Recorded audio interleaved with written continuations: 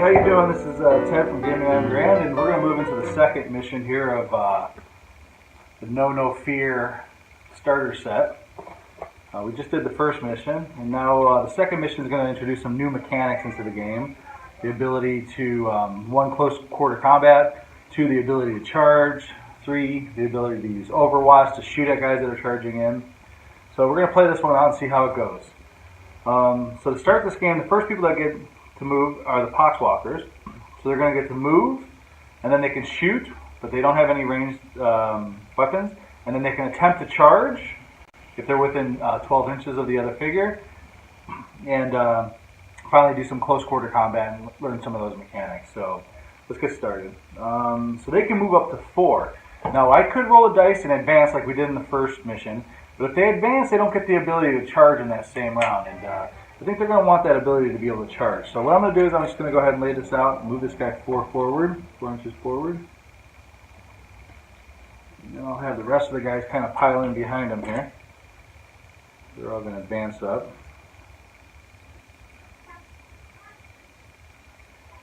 Okay, and now the shooting phase would take place, but they, like I said, they don't have any ranged weapons. So now we measure if they're 12 inches or farther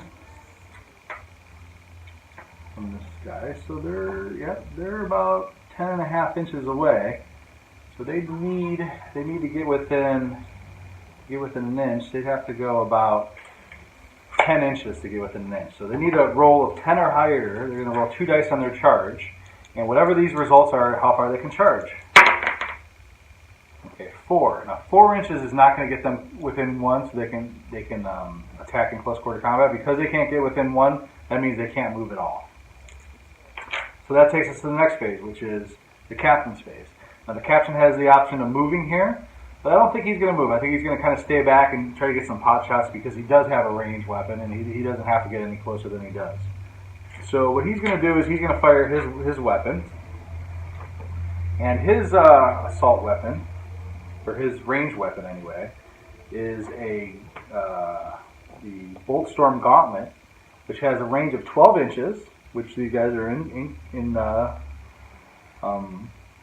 range, and it has a strength of 4. Now it's a pistol type of 3. Okay, so he has a ballistic skill of 2+, so he's going to hit on 2+, and you can see what he can do here. So he's going to roll 3 dice. Just 3 dice, and he's going to roll, and he hits on 2+, so they all 3 hit. And then he gets to roll to see if he wounds, which is, I believe, 2 or higher. And 2 of them land, so you got 2 wounds. Now these guys have the ability to save using their disgustingly resilience. 6, and they both, they completed their save throw, so nobody's going to die this round from them. Okay, so his next thing is he can get in there and charge.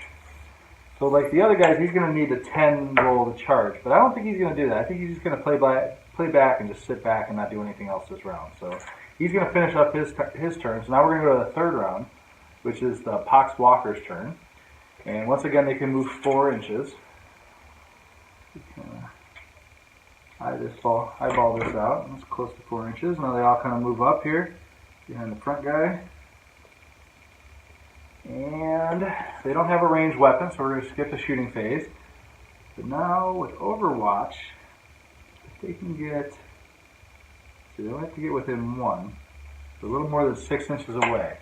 So if they get a 6 on this charge, they will be close enough to do a charge action.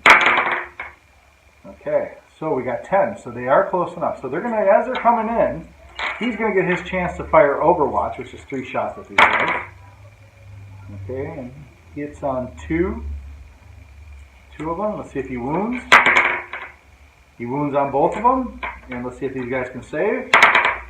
And they didn't save this time, so 2 of the figures are going to get pulled off the board. But the rest of them are going to get in here. They're going to get right in on them. I'm going to be able to pile in around them here.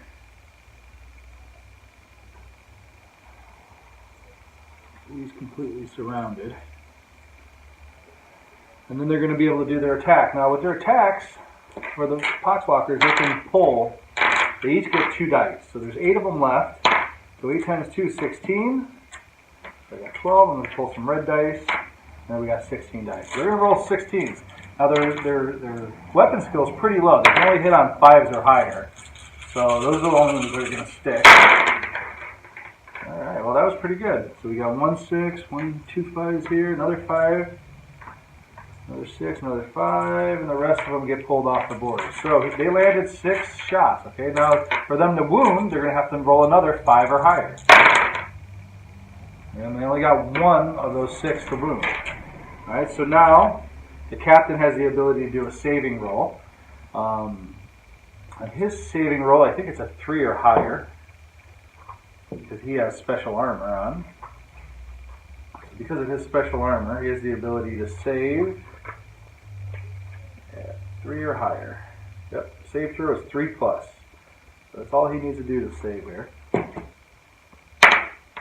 And he does, he saves, so he takes no wounds this round, okay? So now we go back to him. Now he has a chance to move. Now, with these new rules, he has the ability to retreat. If he wants to, see what the mechanics are actually called.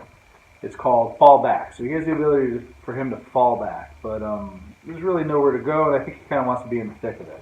Now we go to the shooting phase. And normally you don't get to shoot unless you have a pistol. So the gauntlet, I believe, acts as a pistol, and I might be wrong, so if I'm wrong, go ahead and leave the comments and in the comment part of this video and let me know, hey, Ted, you did it wrong. But I'm still learning the game myself, so. So that means he gets to shoot 3 times within 1 here, and re-roll 1, and he hits 3 times. Now he's going to see if he can wound. He wounds on all 3.